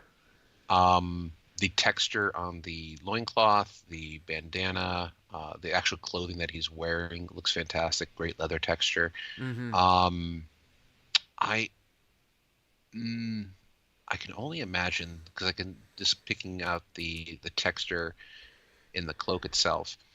I think he probably could have done a little bit better by hinting at the texture and not necessarily trying to recreate that texture all across like that. Yeah. Because it's not perfect in places. And immediately when I first saw it, I'm like, is that a 3D printed cloak? And I'm like, oh no, he painted that on there. Mm. Yes, very well done. On AMR, God, they can never get any of these faces right. Not the painter, the models. Um, but looks good. They never look like the actors. Carl Urban. But he looks great. Yeah. The shield looks weird. That's the model, not the paint again. But yeah. It's actually particularly impressive too because what's actually a little bit more impressive is that the Middle Earth models are actually at a smaller scale than the typical Warhammer model. So knowing that this model is significantly or noticeably smaller than most of the humans in the Warhammer range. That's, So very so paint job. so I Paint job. believe it is the same, if not a closer scale, or a very close scale. It's just that it's not hero scale. So it's not so Mm. like the heads aren't bigger, the hands aren't bigger. These are like true to scale head to body ratio kind of thing. That's what's majorly different between them. They're about the same size, like human to human, but it's just Mhm. like they're true scale, where everybody always tried to make true scale Space Marines before. Like Mhm. this guy is like this is the same body proportions as like Carl Urban. That's the main difference from what I understood from when they were like I remember reading it way back when the Fellowship game came out. Mhm. No, that does sound familiar. Yeah. An Orc Shaman. The face is weird. Um, Uh, yeah, nice little piece. Again, I very well executed, very well painted. Probably not up to snuff as some of the other ones do, but I can see why it got commended, but probably didn't go up for a an actual demon on its own. yeah. Next up we got a Saruman. Again, I love when you can see the fur on the horse. Um, I normally don't bother, but that looks great. Um, Yeah, there's only so much you can do with all that empty space. Because if you don't do something like that and you just blend it, it uh-huh. sometimes can just make it look like it's made of metal Yeah. No, at I that agree. scale. But he looks great. The cloth looks great on Saruman. Um, all right. And then Aragorn. Hmm. That actually does look like Viggo Mortensen. Yes, forehead and all. Yeah. Um, I wonder if his toe's broken in the boots. I haven't gotten Milo to watch those yet, and I can't wait to tell her that. Um, Did you see that meme that's been floating around, yeah, making fun of people who point that out? yeah.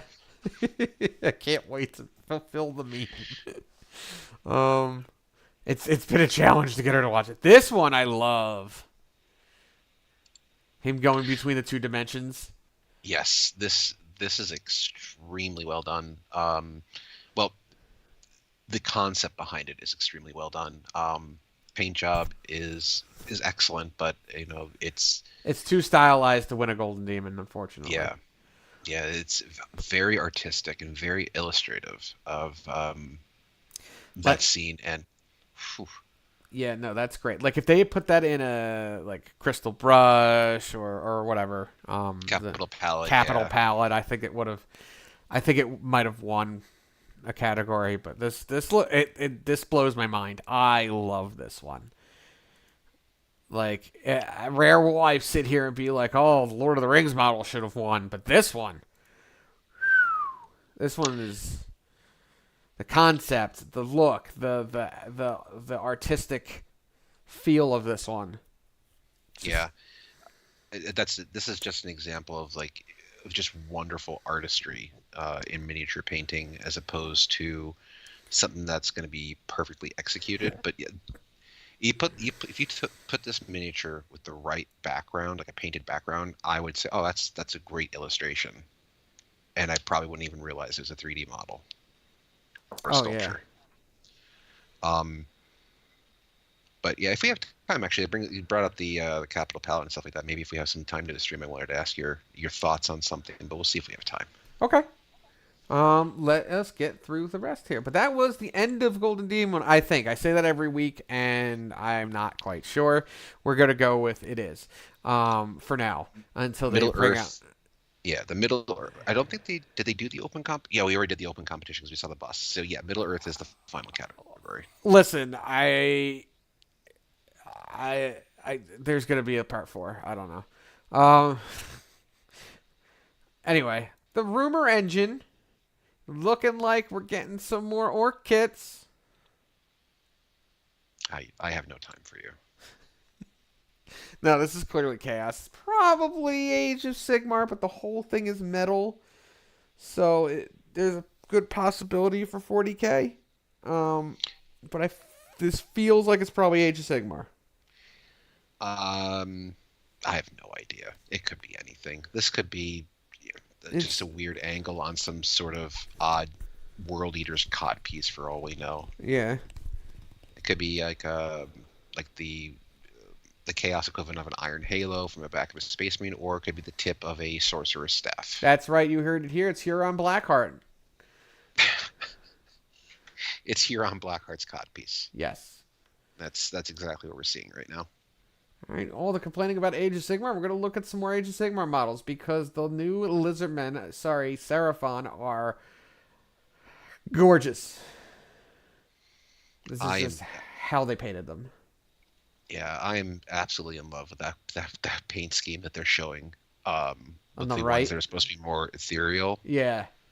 Oof. That is fantastic. I love it. Look at that Saurus warrior with the glowy eyes and the oof. Oh, I love. Saurus Warrior. Oh, the Croxagore underneath that. Oh I'm my getting there. god. I'm getting there. But like the purple in the shield and it's got such good color choices. Yeah, those Croxagore. Oh my god. If I were to ever get around to painting Seraphon, because I actually do have a Seraphon starter kit, I would. I think this is a paint scheme that I would try and emulate. I absolutely adore it. Yeah. I would try to do something in my old scheme. So my original scheme, like way back in fifth edition, was like, funny enough, all the Saurus were like blue, but they had black Mhm. scales. But like all of my skinks were red and black, and I loved how that looked. So like I would do that and like maybe make it like yellows. I think it's very interesting. I'm trying to figure out how they painted the coppers on the one Saurus warrior. It almost looks like non-metallic metal, but there's enough flat space showing that you can tell that it's a true metallic. That's an interesting effect they did there. Yeah, Looks like they probably did some. They bled down some. They did it with probably contrast paint. Oh, I would take a venture at that yeah, that's or that. Yeah, venture a guess at. that's my thought. Oh, God, I love these new. They have once again they're hitting it out of the park with models, and of course it's Age of Sigmar. Consistently great models. I see that they have some of the older skinks there, and which makes me disappointed because I wanted new skink models, but the Saurus are great. Um, yeah. Oh, and I love their Slan, which is the dark colored Slan towards the bottom, Hmm. the Hmm. blue. Yep. Yeah. The dark teal. That's like a Stegodon green, I believe. But yeah, that is love it. I think the Croxagores were kind of like leading the way for me in terms of being like some of my favorite models of this release that are coming out for the Seraphon. But that new I might get the unit name wrong, and I apologize if I do. But the new Saurus Scar Veteran on the Agrodon, Yeah, I think it's called. yeah. That's a slick model. Oh yeah. No, I love that. That is what I wanted Cold Ones to look like. Back when they brought out that current kit, Hmm. like, well, the now no longer current kit, because those things are the derpiest looking things they ever they came out with those Saurus on Cold Ones, and then they turned around and came out with the new Dark Elves on Cold Ones, and it's just like how did you do this? I think it was probably a change in design methodology because I think I know the ones you're talking about because the older ones or the other ones looked like they were still hand sculpted, Mm. like they were sculpted out of No, yeah, prob- probably.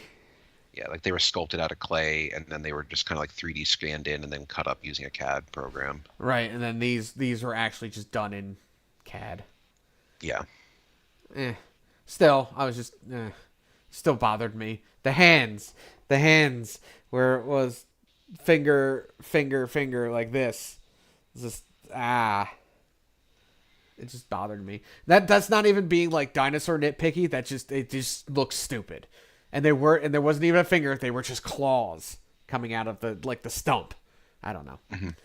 Uh anyway, Well, I mean, they're still going to go based on pop culture design because they still have the hands wrong on the Agrodon and that new model.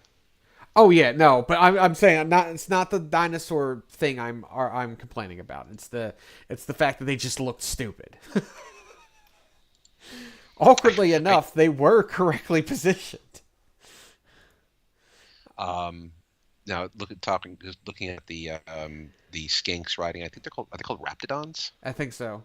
Those are correct. Uh, yes, I like how they just look like chickens. Yeah. They just look like really freaky, weird chickens. Yep. They clearly have a design based off of like Oviraptors Hmm. or Oviraptidae, but like I like the look. I know some people like don't like. I'm like, but they look fast. Like that's what they're supposed to be. They're supposed to be fast, and they look fast. And the ones the Saurus are on, they look like they're bruisers. They look like they have some speed to them, but they're just gonna absolutely run you down and like just beat the living hell out of you. Like they look ferocious and are gonna tear you apart. And the skate ones look fast. Hmm. No, they look fantastic. I will say, in terms of like these being fantasy dinosaurs, they look great. I still am gonna go out on a limb here and say that I think, and I'm trying to cause any drama with this, but I think that if you haven't seen any of the Conquest stuff with the Wadroon, they took their dinosaur designs and oof, No, I they have. look I have. No, fantastic. I will obviously say that I like those models a lot. I like those models a lot. I love those models. I just this is a game I play, so I just Oh no, I've watched this um range develop since um fifth edition. So, oh, did we go down? Did we go down? I don't think so. Okay, I still see everything going. okay. But yeah, no, these are great. I love them. Next up, we have the 40 Years of Warhammer. This week's presentation, which was on the old Gazgul model, which I do have somewhere. I believe I have him. I might have him in metal somewhere. I don't know. But I do have him in fine crap. Um, this I remember when this came out. Back in Armageddon. He was so big. Yeah. Is that how old is this model now? The one they're previewing in this article? That's 20-ish years old. Hmm. Yeah, that one's it's like 20-ish years old. Um, it came out in the early aughts, I believe, or maybe even the very late 90s. This is like when Warhammer 40K and Warhammer Fantasy took a direction change in terms of their art and models. Where Hmm. they were coming out of the 90s and they're going much grittier with everything. The orcs got a new aesthetic. Um, Oh, it says right here it came out with Codex Armageddon. Yeah, yes. which was definitely early 2000s, which is before I started playing. So, But this is right around their like art change.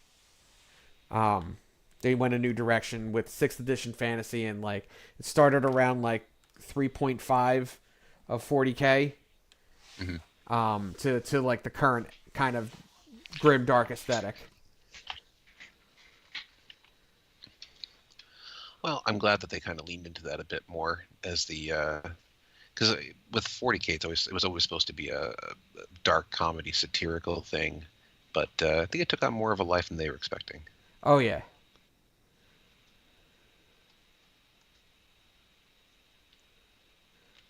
But yeah, no, and then they just go through all the Gazgul models. There's been 3. I have them all. Um, and yeah, one's still in the original one is still in the blister pack. So it's one of my Very favorites. cool. All right, next up we have some new heroes for the Free Guild Marshals, or I mean for the Cities of Sigmar.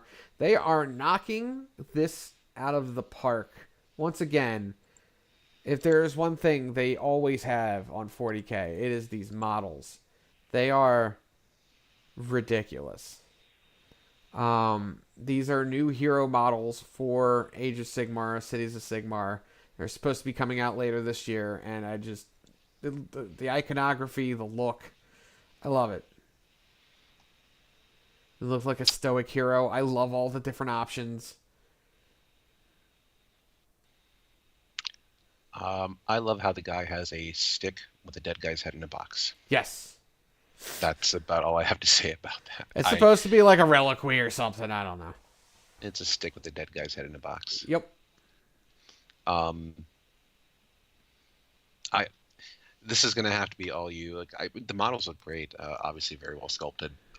Paint jobs on the models they're presenting are good. I kind of wish that as far as Age of Sigmar goes, for as well done as these models are, them coming out with this level of model after such a high level of fantastical models that have been coming out over the last.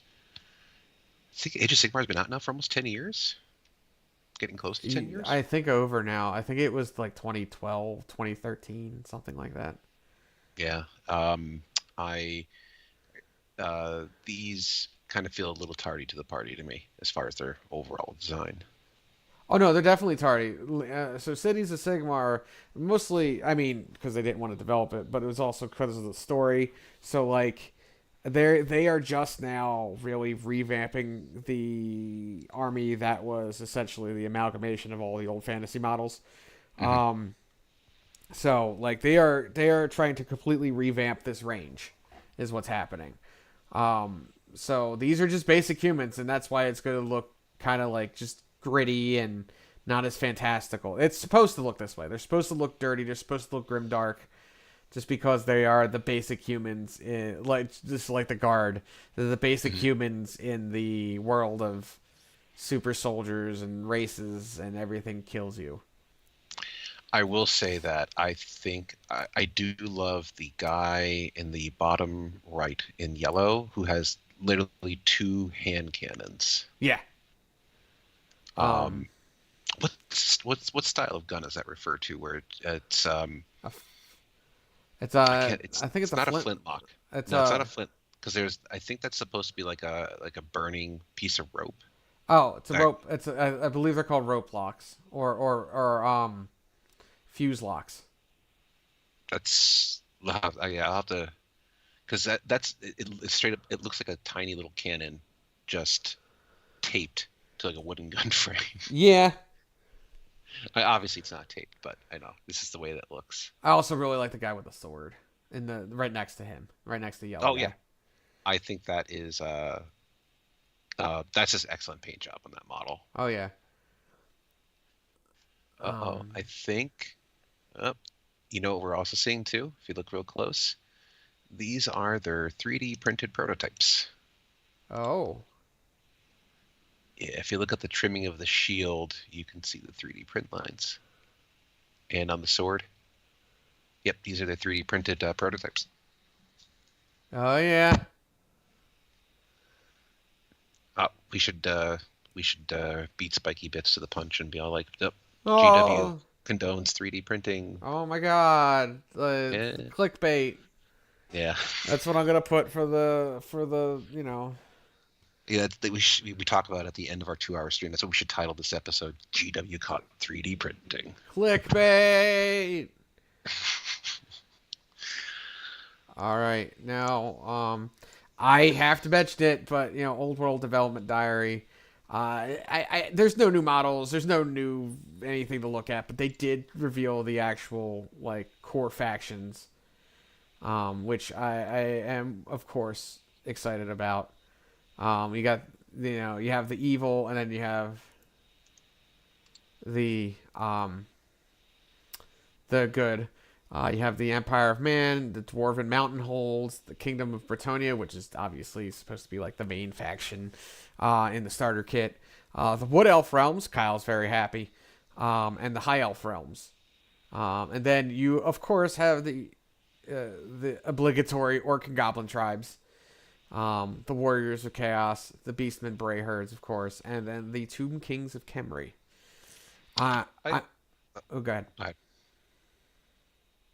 I was gonna say, after all the time it's gone by, I'm just surprised to see that Tomb Kings are gonna be a thing again.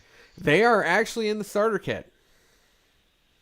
From what they've said, the Tomb Kings and the Bretonians, which are the two most neglected ranges from Warhammer Fantasy, are coming back with new models and in the starter kit. So I am excited. I really want to do Bretonians. It's the only human faction that I get excited about, honestly, because I just want to do all the knights in pretty colors.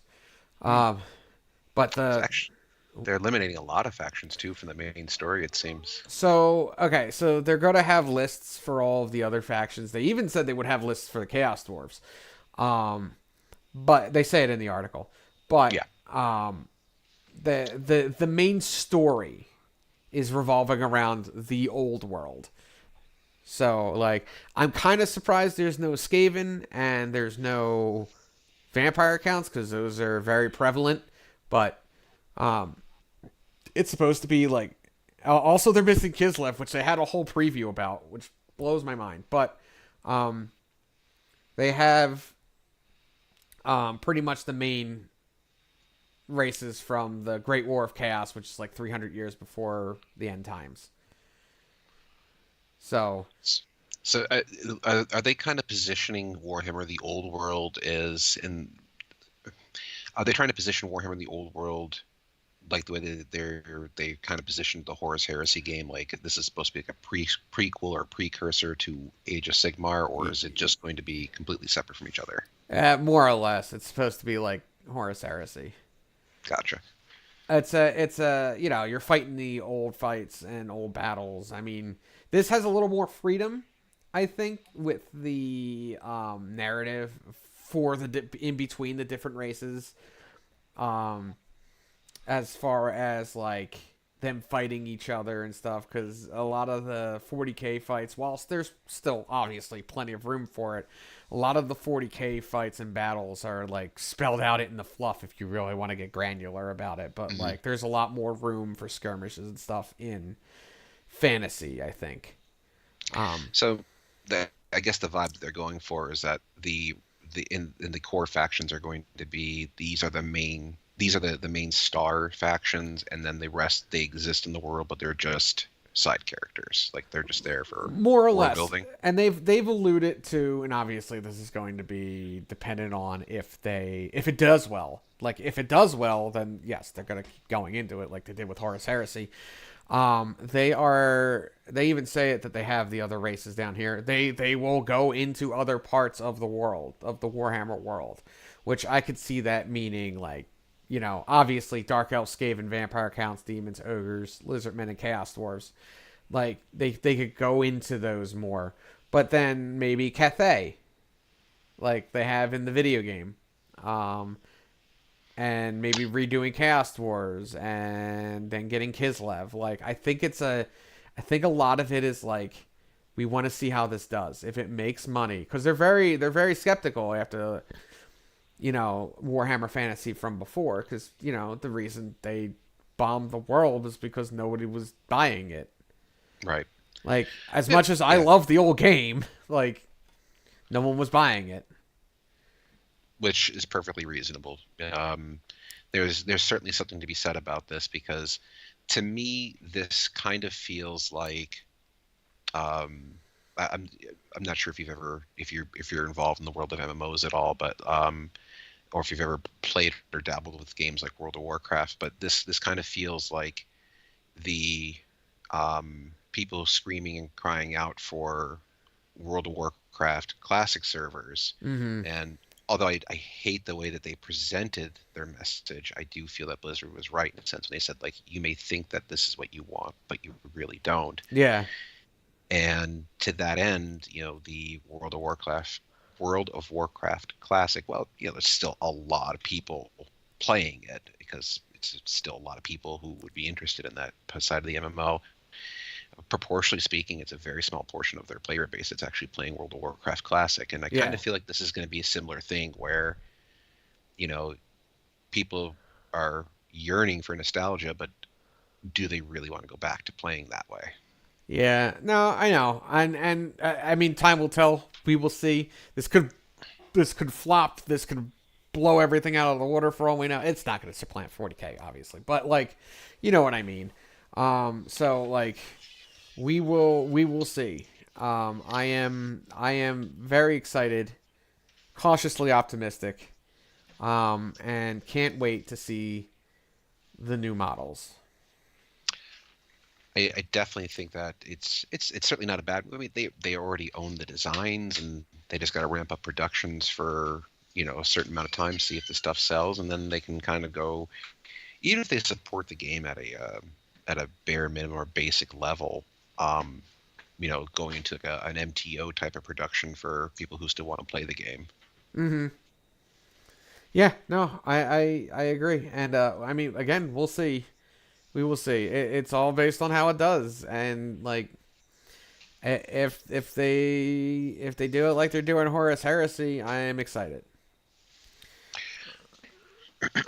All I right, think. Oh, sorry. Go ahead. go ahead. Well, I I was just gonna say like I don't think this is gonna see the same level of success as Horus Heresy because people just in general love their Space Marines, and you can Oh give yeah. them like you want Space Marines. Here's more Space Marines for your Space Marines. Oh no, I So I agree.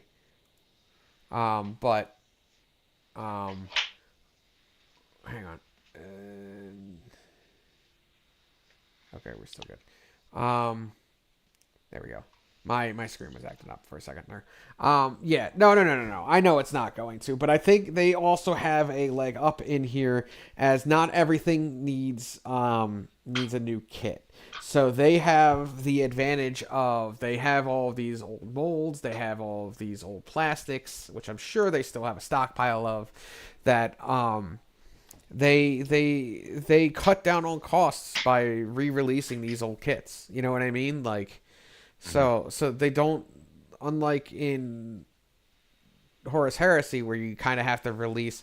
Now they had some advantage because people had Forge World and stuff, but that's not really an advantage. They literally don't need to make new models for a lot of these ranges. Actually, now that you say that, looking at that picture of the core factions, I just realized that with the exception of two of them, none of these are Age of Sigmar factions. No, um, the Empire of Man still has a whole bunch of kits in there. Dwarves have a whole bunch of kits. Bretonians are no longer supported. Wood Elves have a whole bunch of kits in the Tree Men. Um, the High Elves are gone aside from like one or two a couple of kits, and they all turned into Lumineth. Mhm. Orcs and Goblins only have a couple of kits here and there. Um, like and then Warriors of Chaos are pretty much gone from the old kits, but like you could probably use these newer kits. Beastmen are still heavily fantasy kits, like old Mhm. fantasy kits. They really have not done anything to Beastmen recently. And Khemri has been discontinued. So yeah, like pretty much none of these are current factions aside from like Warriors of Chaos and Beastmen. That's exactly And that's exactly Empire, what I was looking at. because Empire has a whole bunch of kits still. Um, Um, how funny would it be that it's just like, man, we just went to this dark and dusty corner of this warehouse in Nottingham. We just found like 300 pallets worth of these models because no one buys them since the game isn't supported. But people keep buying like Lizardmen and Skaven because they're active in Age of Sigmar. They're like, let's just yeah. do Warhammer the World. They just try to sell off all their backstock. Oh yeah. No, I could totally see that. Um, but yeah, like yeah, pretty much all of the ones that are down here about these other factions: Dark Elves, Skaven, Vampire accounts, Demons, Ogres, and Lizardmen. Not Chaos Dwarves, but like all except one of those are current factions Hmm. or have a significant portion of their um, faction either having been redone since fantasy or part of other factions. You know what I mean? Like vampire counts, significant amount of that range has been redone, Mhm. but is now but they're still there. Like the different unit types are still there. They just have new models now. Um and like the majority of the Dark Elves are still in there. Skaven's still in there. Like pretty much all of Skaven. Hell, they still have models in there from 5th edition Fantasy. So, so we'll see. Again, I'm excited. We will see what happens. We will see what we get. We're probably a year out, but we will see. Got to get that. Got to get those. That new game out in the election year. I don't know what that has anything to do with, but that's what I'm going with. All right, next up, and the most exciting bit. The orc preview. Meh. I hate you. I'm so hyped. Leave me alone. I love it. I'm a little disappointed in one part of it, but like everything else, I love it. I love the army rule. I mean, it is very similar to how it is now, but like the WOG rule, it's advance and charge +1 strength and attacks for melee weapons, and the 5+ invulnerable save. It's only one turn, but you get to declare it in a battle round. So, like they're saying, if you're going second, you can declare it at the beginning of the battle round to get that 5+ invulnerable save. Mm-hmm. I like that a lot. Oh god, it's so good. Wait,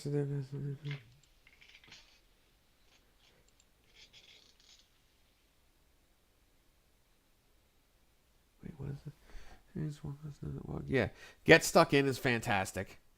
Like all work models from your army have the sustained hits for their melee.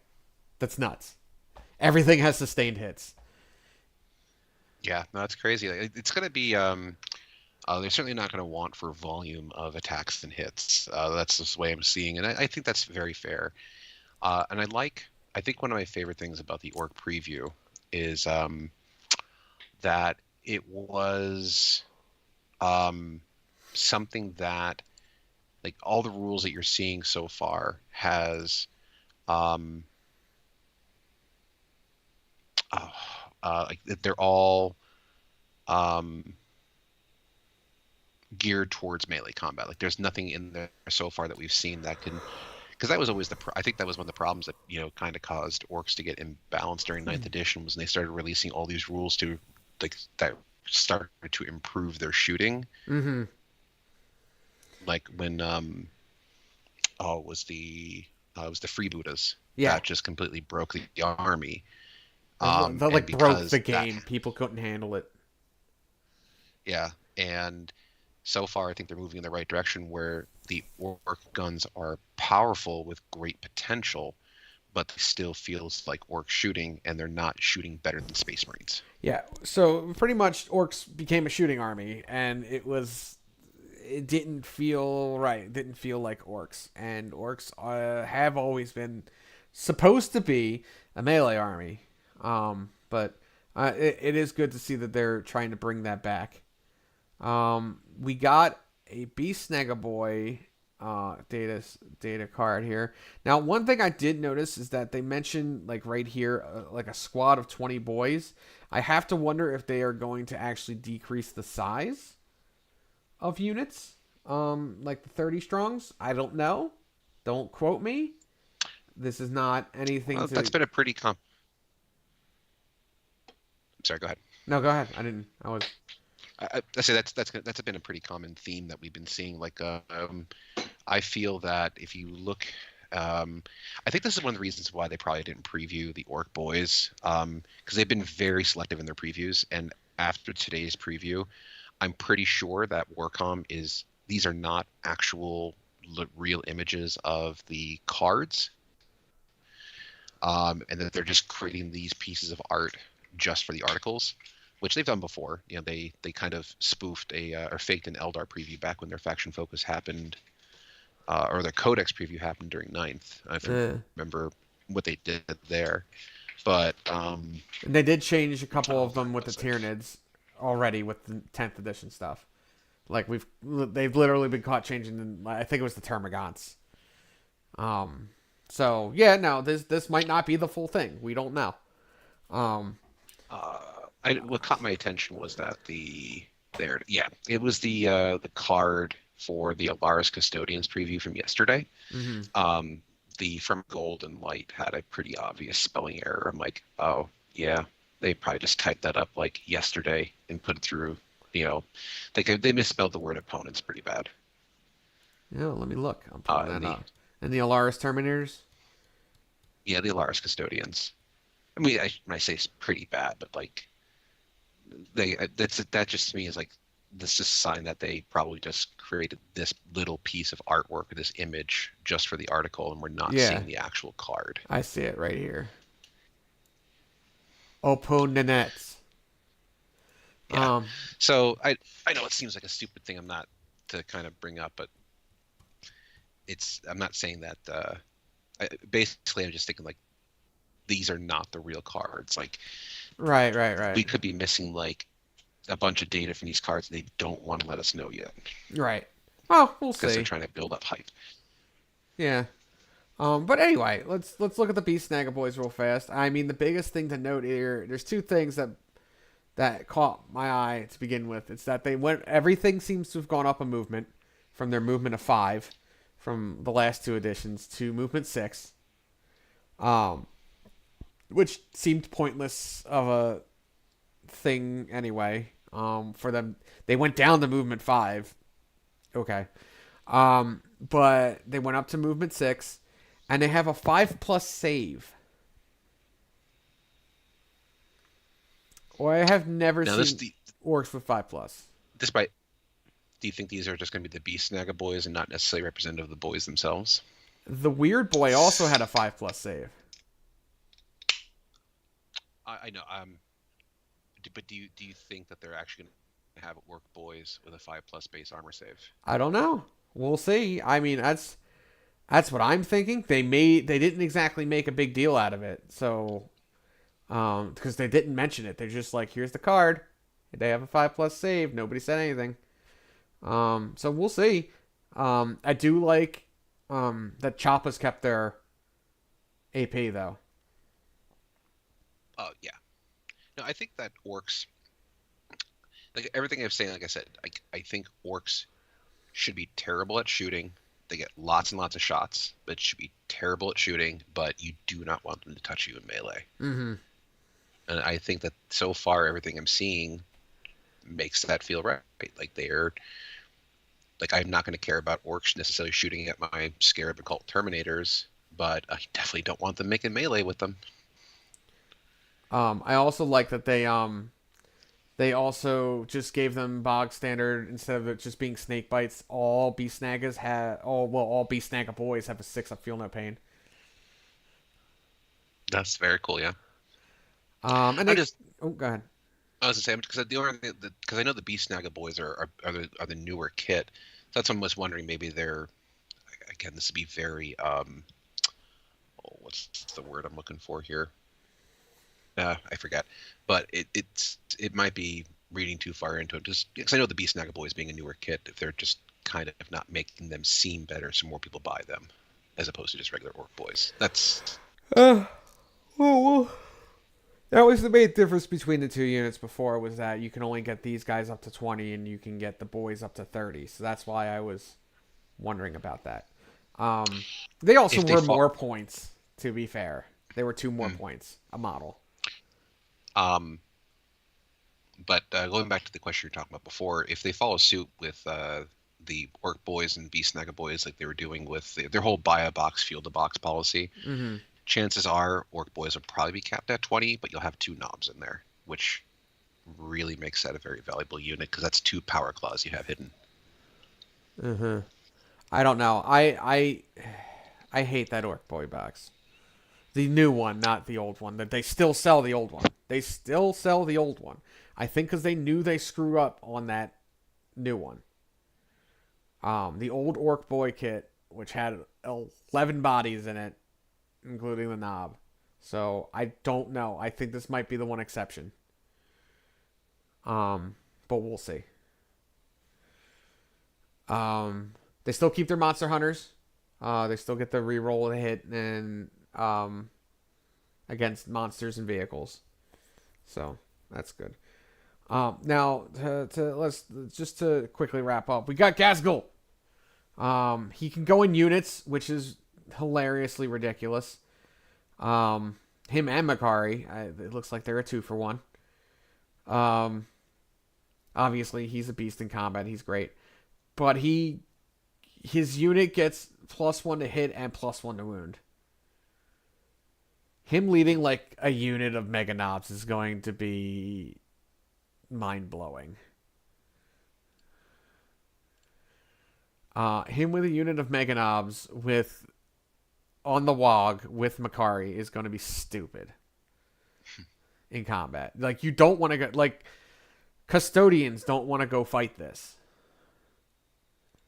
No, yeah.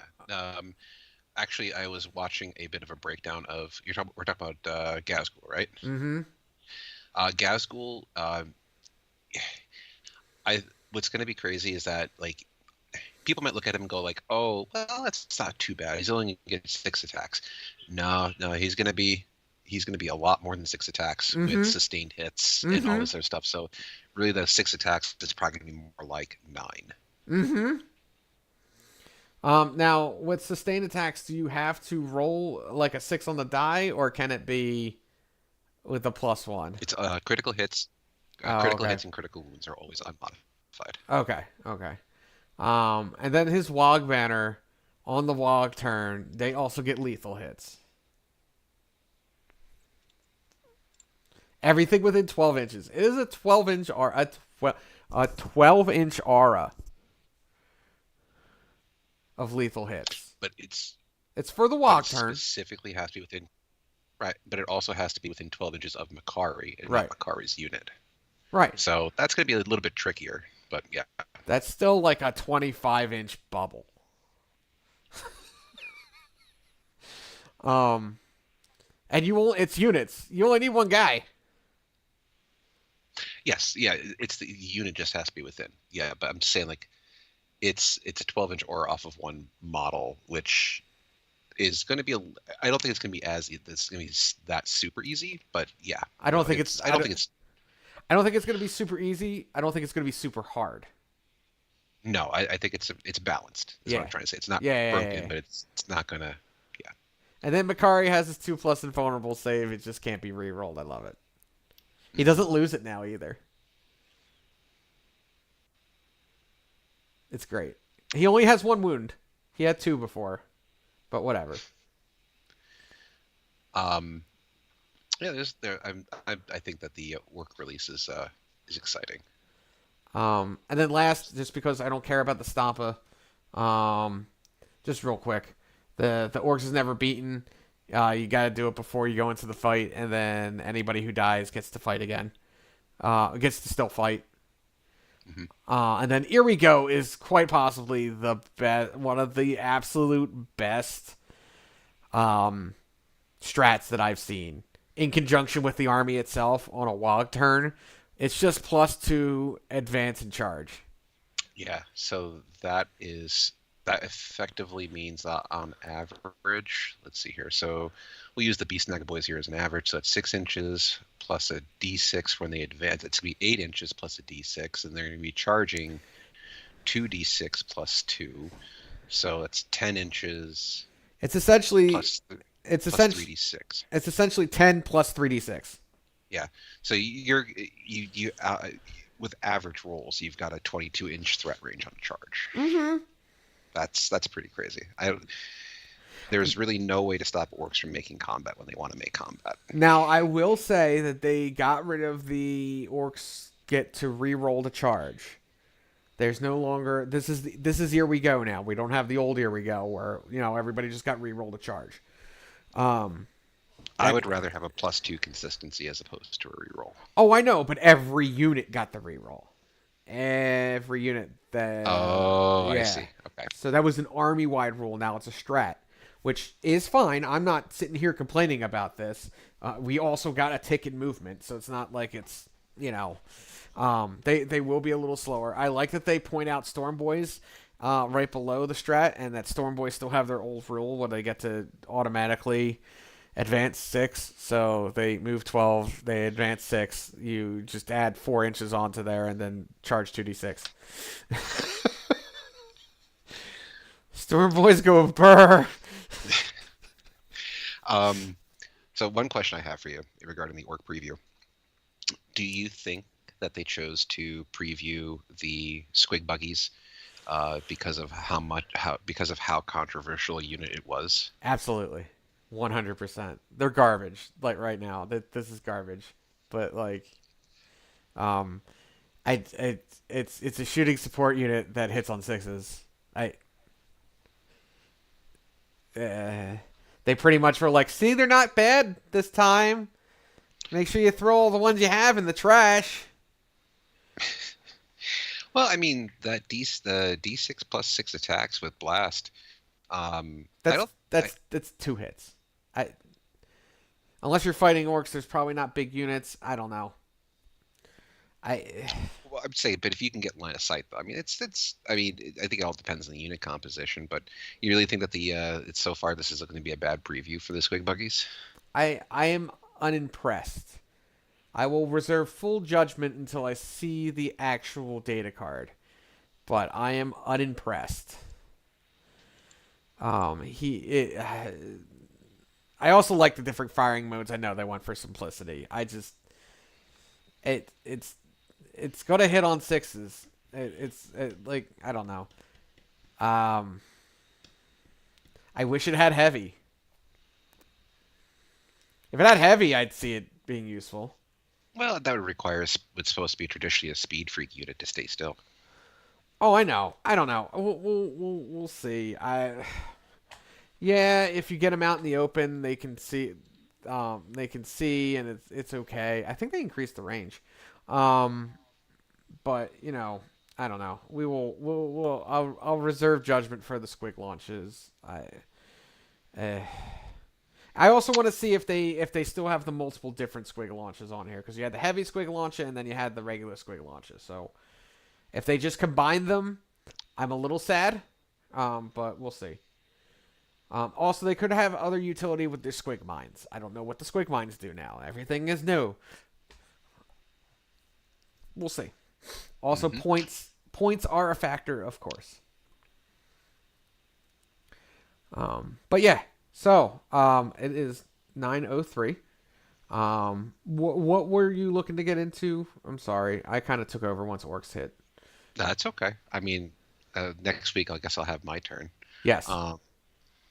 I'm just looking at the list of factions that have been released, and I can't believe tomorrow's gonna be the 18th faction previewed already. Yup. I mean, all we have left is Thousand Suns.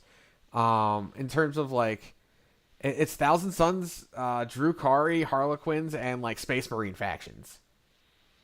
Yeah. That's it. Like, we haven't done Dark Angels, Blood Angels, or Space Wolves, or Death Watch.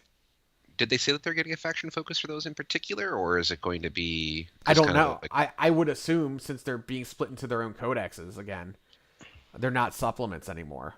So, okay. I would think. I don't know, but there is like, oh, and Grey Knights. We have like 5 more Marine factions to do, because that's all that's in this game. Oh yeah, that's right. Oh yeah, I you know what? I'm gonna take a wild guess here. I'm gonna say that so we did Xenos Chaos. So the next one's gonna be an Imperium preview after Thousand Suns. I'm gonna take a guess and say it's gonna be Grey Knights. Yeah. Oh yeah. No, that makes sense. It's gonna be Grey Knights. Just a guess. It's gonna be Grey Knight. They're gonna go through the cycle again, and it's gonna be like Grey Knights, and then they still had Gene Stealer, Colt, and Drukhari. Those are the only 2 Xenos left, I think. I'm gonna say Drukhari. My guess is Drukhari. Oh no, it's Drukhari,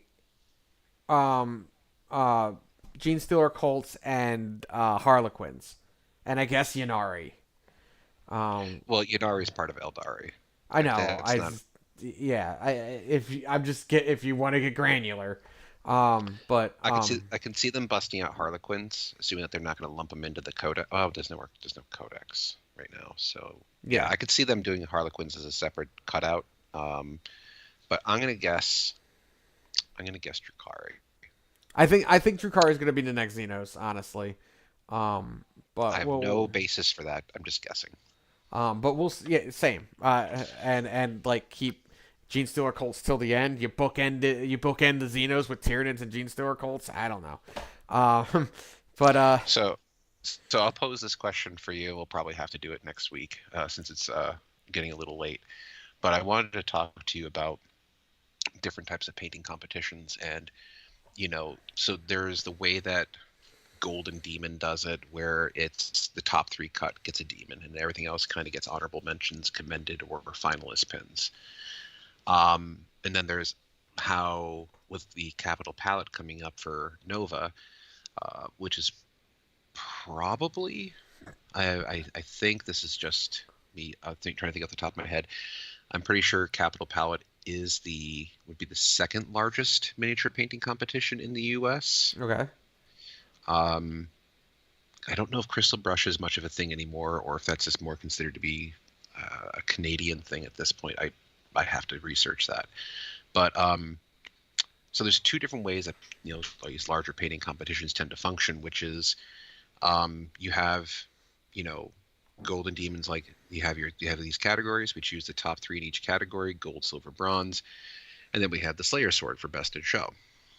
And then the way that Capital Palette does it is their categories. They have miniature categories, and then they have skill categories like novice, journeyman, expert. But the way that they do it is if the judges essentially score you to a certain level, and they'll for example, like they'll have multiple gold medal winners because you achieved this level of success. So this is kind of like what your opinion would be on those different types of painting competitions. Do you think it should be, nope, there's a first, second, third, and that's it? Or no, these are all gold quality entries, so everyone here that meets a certain quality level gets a gold medal? But we could talk about that more next time. It's a good question, and I definitely think we should. I have opinions on that, definitely. So, yeah, no, I think note that down. We'll bring that up. We'll try and bring that up early next week so that we can really get in depth with that. That's a very good question, and I certainly have thoughts. So, in my clearly expert opinion. Uh, Well, you've judged painting competitions, and mm, you. I think that you would be someone who would classify yourself as somebody who would compete in these types of painting competitions. So that's why I was thinking that it'd be great to get your opinion as to no, how I you think think it should go, and like, both from your perspective as somebody who would want to be a competitor, as well as your perspective as being a judge. right. No, no, I agree. Um, yeah, definitely, definitely. Awesome. All right. Well, we are bringing this stream to a close tonight. Once again, thank you for all who have joined us. And we appreciate any and all viewers. And again, we have some stuff in development in the coming weeks, which we will announce. But just stay tuned. Stay tuned. Make sure you like, subscribe, follow our channel, our Instagrams, our Facebooks, our website, my website. Again, once if you need anything painted, obviously I am a commission painter. And the new 40K edition is coming out. So hey, but for tonight,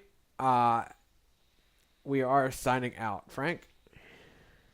Thank you so much, guys. We hope you had a fun time hanging out with us, and we'll talk to you all next week. Yep.